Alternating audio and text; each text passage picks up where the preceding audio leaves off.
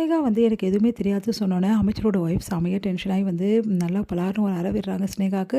ஸ்னேகா வந்து பயந்து போயிடுறாங்க. எதுக்காக என் பொண்ணு அடிக்கிறீங்கன்னு சொல்லிட்டு அவங்க அப்பா கேட்டோன்னே, உன் பொண்ணு பண்ணி வச்ச வேலை என்ன? இப்படி பண்ணி வச்சிருக்கா அப்படின்னு சொல்லிட்டு எல்லாருமே செமையா திட்டி விடுறாங்க. உடனே அவங்க அப்பா வந்து என்ன பண்ண தெரியாம தவிக்கிறாரு. இதுக்கப்புறம் உங்கள் பொண்ணு எங்கள் மூஞ்சிலேயே முழிக்கக்கூடாது. 2 பேரும் ஓடி போயிடுங்க. இதுக்கப்புறம் ஹாஸ்பிட்டலில் ஏதாவது உங்கள் பொண்ணை பார்த்து டாக்டரா அதுக்கப்புறம் என்ன செய்வேனே தெரியாது அப்படி சொல்லிடுறாங்க. அதனால அவங்க அப்பா வந்து வாமா ஸ்னேகான்னு கூட்டின்னு போகிறேன். ஏமா இப்படிலாம் பண்ண அப்படின்னு சொல்லிட்டு கேட்குறாரு. இதுக்கெல்லாம் காரணம் அந்த சிந்து தான். சிந்துவை சும்மாவே விட மாட்டேன்னு சொல்லிட்டு செமைய டென்ஷன் ஆயிடுறாங்க ஸ்னேகா. அடுத்து வந்து இங்கே ஸ்னேகா வந்துக்கு ஒரு லெட்ரு வருது. இந்த மாதிரி வந்து அவங்கள வந்து கவுன்சிலிங்னு நீக்கியிருக்காங்க. அதனால செமைய டென்ஷன் ஆயிடுறாங்க. எல்லாத்துக்கும் காரணம் அந்த சிந்து தான். அந்த சிந்துவை சும்மா விடக்கூடாது டாடி, டாடி ப்ளீஸ் டாடி அந்த சிந்து எதாவது பண்ணுங்க அப்படின்னு சொல்லிட்டு துடிக்கிறாங்க. இங்கே வந்து இங்கே என்ன பண்ணுறாரு நம்ம சிவா வந்து ரொம்ப சோகமாக இருக்காரு. அதை பார்த்து சிந்து வந்து நீங்கள் சோகத்தில் இருக்கியா டாக்டரே, உன்னை சோகத்துலேருந்து மீட்டுறதுக்காக நான் ஒரு செய்தி சொல்ல போகிறேன் அப்படின்றாங்க. அதை கேட்டு என்ன செய்தி அப்படின்றாரு. என்ன செய்தியா பாரு அப்படி சொல்லிட்டு காட்டுறாங்க. பார்த்தா வந்து உன்னை ஃபோன் எடுத்து பாரு டாக்டரே அப்படின்னோடனே ஃபோனில் வந்து மெசேஜ் வந்திருக்கு. இந்த மாதிரி டாக்டரை கண்டினியூ பண்ணலாம், எந்த பிரச்சனையும் இல்லை அப்படின்னு சொல்லிட்டு. அதை பார்த்து வந்து மெடிக்கல் கவுன்சிலேருந்து மெசேஜ் வந்திருக்கு. இந்த லெட்டரும் வந்திருக்கு அப்படின்னு கொடுக்குறாங்க. அந்த லெட்டரை பார்த்து ரொம்ப சந்தோஷமடைகிறாரு. உண்மையிலேயே ரொம்ப தேங்க்ஸு அப்படின்னு சொல்லிட்டு வந்து கையை பிடிக்கிறாரு. உடனே வந்து டாக்டரே எனக்கா தேங்க்ஸ் சொன்னேன் அப்படின்னோடனே, பின்ன உனக்கு தான் சொன்னேன் சிந்து, நான் தேங்க்ஸ் சொல்லக்கூடாதா? டாக்டரே இது வரைக்கும் கல்யாணம் ஆகி வந்ததுலேருந்து என்னை சுத்தமாக உனக்கு பிடிக்காது. அதனால் என் கையை தொட்டு நீ தேங்க்ஸ் சொன்னதே இல்லை. இதுதான் ஃபஸ்ட் டைம். உண்மையிலேயே ரொம்ப நன்றி டாக்டரே அப்படின்றாங்க. இங்கே பார், இனிமேட்டு நீயும் நானும் ஃப்ரெண்ட்ஸ் ஓகேவா, இந்த நிமிஷத்துலேருந்து அப்படின்றாங்க. நிஜமாவா டாக்டரே? ஆமாம், பழையபடி நம்ம ஃப்ரெண்ட்ஸ் ஆகிட்டோம் அப்படின்னு சொல்கிறாரு.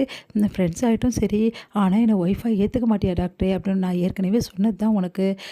என்னைக்கு வந்து நீ உண்மையெல்லாம் ஒத்துக்கிறியோ அப்போ பார்க்கலாம் அப்படின்னு சொல்லிட்டு போகிறேன். நல்ல காலம், டாக்டர் இவ்வளோ நாள் என்னை ஃப்ரெண்டாக கூட ஏற்றுக்கல, இப்போ என்னை ஏற்றுக்கினாரு. அந்த அளவு டாக்டர் மனசு மாறி இருக்கு அப்படின்னு சொல்லிட்டு சந்தோஷப்பட்டுட்ருக்காங்க. இங்கே வந்து ரொம்ப சந்தோஷமாக வந்து எல்லாருக்கிட்டையுமே வந்து சொல்லிட்டு வந்து வேலைக்கு கிளம்புறாரு. எல்லாருமே வந்து எங்கேப்பா வேலைக்கு திடீர்னு அங்கே தான் போறியா அப்படின்னோடனே, இல்லை இதுக்கப்புறம் அங்கே போக மாட்டேன், வேறு ஹாஸ்பிட்டலுக்கு போகிறேன் அப்படின்னு சொல்லிட்டு போகிறாரு. அதை கேட்டு மகா அதிர்ச்சி அடைகிறாங்க. ஸ்னேகாவும் சிவாவும் எப்படியாவது ஒன்று சேரணும், அவங்க மறுபடியும் வந்து ஒன்றாகிறதுக்கு ஏதாவது ஒன்று பண்ணணும் அப்படின்னு சொல்லிட்டு மகா யோசிச்சுட்ருக்காங்க. உடனே வந்து மகாவை பார்த்து அவங்க தம்பி கேட்குறாரு, என்ன அக்கா, அந்த ஸ்னேகா தான் அவ்வளோ பெரிய துரோகத்தை பண்ணியிருக்காளே, எப்படி வந்து சிவா ஏற்றுப்பான், இப்படி சொன்னால் எப்படி அப்படின்னா, ஸ்னேகா மாதிரி ஒரு பணக்காரி வந்து அப்படி இப்படி தான் இருப்பா, அதெல்லாம் அட்ஜஸ்ட் பண்ணிக்கணும், நம்ம பிள்ளைக்கு அதெல்லாம் எங்கே தெரியுது, அதெல்லாம் நம்ம பிள்ளைக்கு வராது, அதனால் எப்படினாலும் ஸ்னேகா தான் என் மருமக என்ன மாதிரி இருக்கா, இதெல்லாம் தப்பு இருக்குது அப்படின்றாங்க மகா. அக்கா நீ ரொம்ப தான்க்கா, அப்போ என்னக்கா பண்ண போகிற, வேறு வழியே கிடையாது, கூடிய சீக்கிரம் ஸ்னேகாவையும் சிவாவையும் ஒன்றா சேர்க்கணும்னா இங்கே ஒரு சுற்றிட்டு இருக்காள் சிந்துன்னு, அவ்வளோ முதல்ல இந்த வீட்டை விட்டு துரத்தணும், அப்போ தான் இது நடக்கும். அதுக்கான ஏற்பாடை நான் ஸ்னேகா கிட்டே சொல்லிட்டேன். ஸ்னேகாவும் அதுக்கான ஏற்பாடு எல்லாம் பக்காவாக செஞ்சுட்டா. இதுக்கப்புறம் எந்த பிரச்சனையும் இருக்காது. சீக்கிரமாகவே சிவாக்கும் சிந்துக்கும் டைவர்ஸ் கிடச்சிடும்.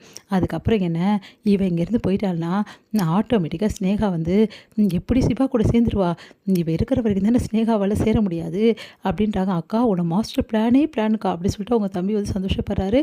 இங்கே வந்து சிவா வந்து சிவாவுக்கு வந்து சிந்து பார்த்து எல்லா விஷயத்தையும் செய்கிறத பார்த்துட்டு பூரிச்சு போகிறாங்க.